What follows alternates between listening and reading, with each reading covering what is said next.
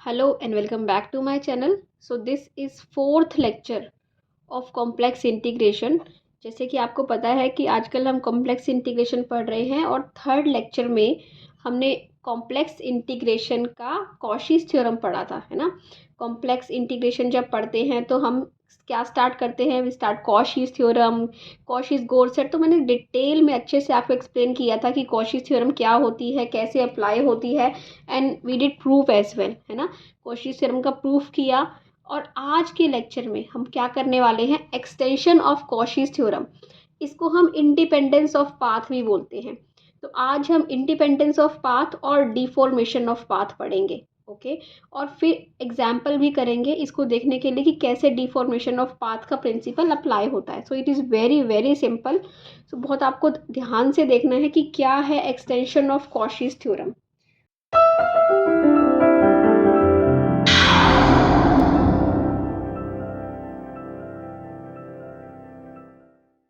Okay, so सबसे पहले क्या ले लेते हैं, कॉशीज थ्योरम। आपको याद है कॉशीज थ्योरम क्या थी? कॉशीज थ्योरम का मैं थोड़ा सा रिवाइज कर देते हैं हम, कि अगर एफ जेड एक फंक्शन था, है ना, and it was analytic, F Z क्या था, एनालिटिक था in a closed contour C, in a closed contour, ये है ना, क्लोज्ड कंटूर, क्लोज्ड कर्व बोल दो, क्लोज्ड कर्व सी में वो क्या था, एनालिटिक। अगर कोई ऐसा होगा, कोई फंक्शन एनालिटिक होगा, then along that curve f z d z will be equal to zero. ये थी कॉशीज थ्योरम, बहुत सिंपल थ्योरम थी। उसमें हमने यहाँ पे ये भी डिस्कस किया था कि आपको एफ डैश जेड क्या दे रखा होता है, एफ डैश जेड कॉन्टिन्यूस है वो दे रखा होता है, तो वो भी डिस्कस किया था। वो आप अगर डिटेल में करना है तो you can watch that video, third lecture है। आपको कोई भी वीडियोस देखनी हो तो प्ले लिस्ट में जाके उस पर आप क्लिक कर सकते हैं, वहाँ पे आपको वीडियो का लिंक मिल जाएगा, ठीक है। सो और आपको अगर अच्छा लगे, आई प्रॉमिस आपको क्लियर हो जाएगा आज का लेक्चर ये देखने के बाद। ये टॉपिक, जो भी टॉपिक कर रहे हो, क्लियर हो जाएगा, है ना। तो प्लीज़ चैनल को सब्सक्राइब कीजिएगा, और अगर आप अपने फ्रेंड्स के साथ वीडियो को शेयर कर सकते हो तो please do that, I need your support. So इसके बाद आएगा, हम स्टार्ट करते हैं एक्सटेंशन ऑफ कॉशी थ्योरम, ठीक है। सो देखो लेट क्या है, अब हमें कॉशी थ्योरम पता है, इसका एक्सटेंशन करना है। एक्सटेंशन में वो क्या कहता है, एक्सटेंशन में वो कहता है कि जो इंटीग्रेशन होता है ना, वो पाथ का इंडिपेंडेंट होता है, पाथ के ऊपर डिपेंड नहीं करता। क्या कहना चाहता है, देखिए, ये कहना चाहता है कि लेट एफ जेड है बी एनालिटिक, कोई एनालिटिक है, एफ जेड एनालिटिक है ना, क्योंकि कॉशी थ्योरम का एक्सटेंशन कर रहे हैं तो हम यहाँ पे इसको एनालिटिक लेके चल रहे हैं इन आ simply connected domain D, okay, and C be any path, C ले लेते हैं, be any path, C be any path joining two points Z1 and Z2। ये लिखा हुआ देखने से पहले थोड़ा सा फिगर को समझ लो, है ना।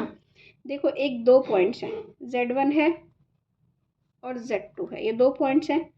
तो इनको एक पाथ ज्वाइन कर रहा है, इस पाथ को, ठीक है, इसको हम बोल देते हैं, ये इनको ये ज्वाइन कर रहा है, सी कोई पाथ है, इनको ज्वाइन कर रहा है जो, ठीक है।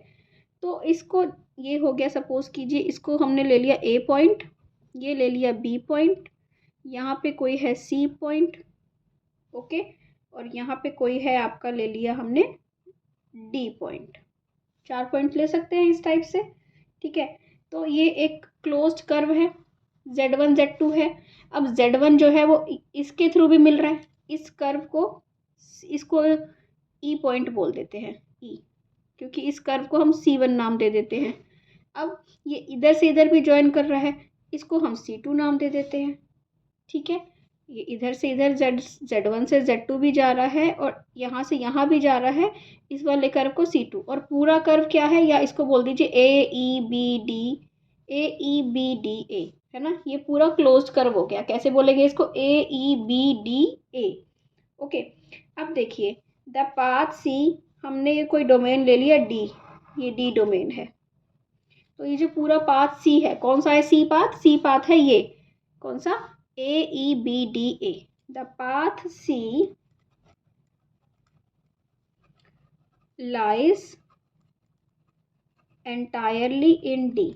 ओके, तो वो क्या कहता है, ये है एक्सटेंशन का, then C FZDZ is independent of path C, is independent of path, and किसके ऊपर डिपेंड करता है फिर, and depends only on and points. Okay, इसका मतलब क्या हुआ, इसको कहना क्या चाहता है। सबसे पहले बताओ, अगर ये एनालिटिक दे रखा है तो कॉशी थ्योरम क्या कहती है, दिस इम्प्लाइज, इसका मतलब क्या हुआ, वो ये कहता है कि along A E B D A along path C FZDZ क्या होगा, 0 होगा। ये कॉशी थ्योरम यही कहती है ना कि अलोंग AE इस क्लोज्ड कर्व के अलोंग FZDZ क्या होगा, 0 होगा, क्योंकि FZ क्या है, एनालिटिक है इनसाइड दिस कर्व, वो गिवन है हमें, है ना। अब वो कहना क्या चाहता है, वो कहता है कि जो ये पाथ है, क्या मैं इसको दो पाथ में डिवाइड कर सकता हूँ, ऐसे लिख सकते हैं, है ना, हम वो तो कर सकते हैं ना। AE जब हमने इंटीग्रल पढ़ा था तो हमने ये देखा था ना कि हम इसको कैसे लिख सकते हैं, दो पाथ्स में। इसको मैं लिख देती हूँ AEB लिख दिया, FZDZ प्लस ये हो गया यहाँ से यहाँ तक, और ये क्लोज करवा क्योंकि अलोंग BDA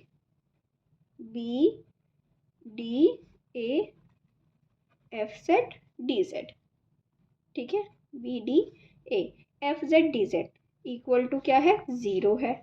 इसका मतलब क्या हुआ, इसका मतलब हुआ अलोंग AEB FZDZ। अच्छा, ये BDA है ना, अगर मैं इसका पाथ ऐसे कर दूं, BDA हमारा ऐसे है, ये BDA है, अगर मैं इसको मैं ले लेती हूँ C2 स्टार BDA को, अगर हम क्या कर दे ADB ले लें, BDA की जगह इसको उल्टा कर दे, तो क्या हो जाता है, माइनस का साइन लग जाता है, तो क्या हो जाता है, minus ADB FZDZ equal to 0। मैं इक्वल टू 0 नहीं लिखती क्योंकि चलो लिख दो इक्वल टू 0। इसका मतलब ये दोनों इसके इक्वल हो जाएंगे, AEB, ये C2 स्टार है, this is C2 star, this is C1, है ना। तो AEB FZDZ किसके इक्वल हो जाएगा, ADB FZDZ, ये है C1, ये है C2। तो चाहे आप C1 से जाओ Z1 से Z2 को, चाहे आप C2 से जाओ Z1 से Z2 को, तो ये क्या हो जाएगा, ये पाथ के इंडिपेंडेंट है, इंटीग्रल की वैल्यू क्या आ रही है, सेम आ रही है। तो ये है एक्सटेंशन ऑफ कॉशीज थ्योरम। तो ये एक्सटेंशन ऑफ कॉशीज थ्योरम जो है, चाहे आप क्या कैसे लिया हमने, कॉशीज थ्योरम ली तो इसको हम इंडिपेंडेंस ऑफ पाथ बोलते हैं कि किसके ऊपर डिपेंड करता है, एंड पॉइंट्स के ऊपर डिपेंड करता है, उसके ऊपर डिपेंड नहीं करता, पाथ के ऊपर, ठीक है। सो this is independence of path. इसके बाद हम पढ़ेंगे डिफॉर्मेशन ऑफ पाथ क्या है। सो डिफॉर्मेशन ऑफ पाथ देखो मैंने नोट कर लिया है, तो आप यहाँ से देख सकते हो, क्योंकि बिल्कुल सेम था इसलिए इस पर हम टाइम नहीं लगाएंगे, इसका एग्जाम्पल पहले देखेंगे हम फिर, ठीक है।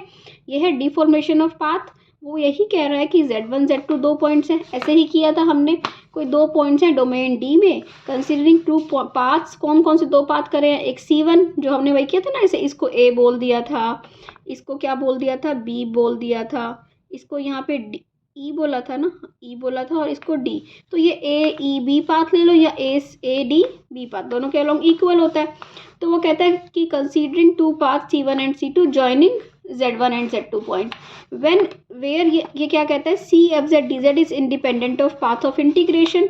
तो अब ये क्या कह रहा है, डिफॉर्मेशन ऑफ पाथ का मतलब क्या होता है, अब वो अपने ये समझना है। We can imagine path C2 was obtained by C1 by certain deformation.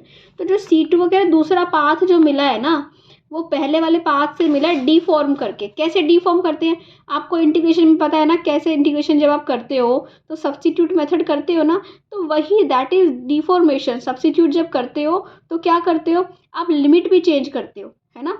जैसे कि अभी आप एग्जाम्पल देखना कि हम क्या करते हैं, लिमिट भी चेंज करते हैं। जब लिमिट चेंज करते हैं तो क्या होता है, तो उसके अलोंग आपके एंड पॉइंट्स के अलोंग जो लिमिट चेंज करते हैं तो आपका पाथ चेंज हो जाता है, मतलब कि दूसरे पाथ के अलोंग होती है।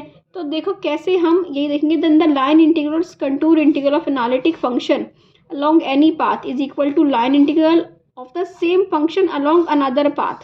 तो मतलब कि दोनों पाथ के अलॉन्ग इक्वल होता है, बट इसमें और उसमें डिफरेंस क्या था, इंडिपेंडेंस भी यही कहती है, डिफॉर्मेशन भी यही कहती है।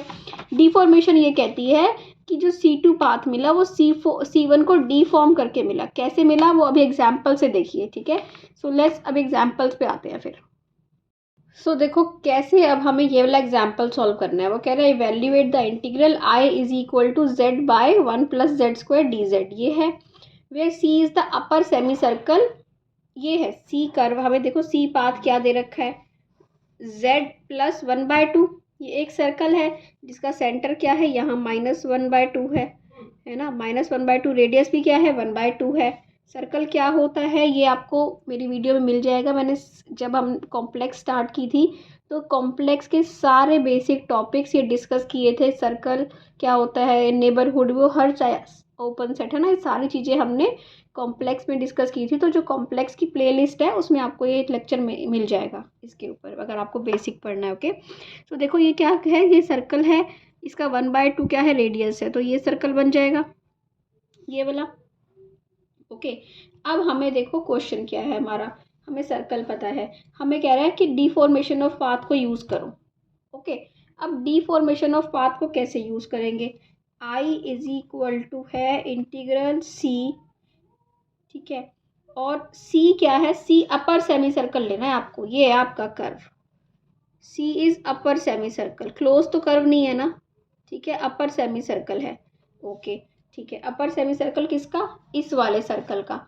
ओके, तो ये है Z DZ upon 1 plus z square. तो ये हो गई लिमिट 0 से लेके -1 तक, है ना।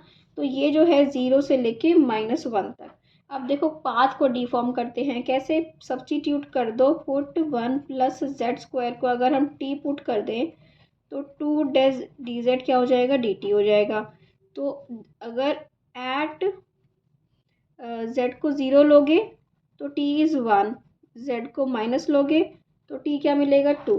तो क्वेश्चन क्या बन गया अब आपका, 1 to 2, z dz की वैल्यू क्या है, dt बाय 2, 1 ये क्या है t। ओके, दिस इज 1/2, ये होता है log t 1 to 2। So this is 1/2 log 2 minus log 1, this is 1/2 log 2। log 1 की वैल्यू क्या होती है, 0। So this is the answer. So this is how we solve questions of integral by deformation of path. So I hope आज का lecture आपको clear हुआ है कि एक्सटेंशन ऑफ कॉशीज थ्योरम क्या है, डिफॉर्मेशन ऑफ पाथ या इंडिपेंडेंस ऑफ पाथ क्या है, और कैसे ये अप्लाई होती है एग्जाम्पल में। तो अगर अच्छा लगा है तो प्लीज़ चैनल को सब्सक्राइब कीजिए, वीडियो को लाइक कीजिए, शेयर कीजिए। Thank you for watching, bye bye.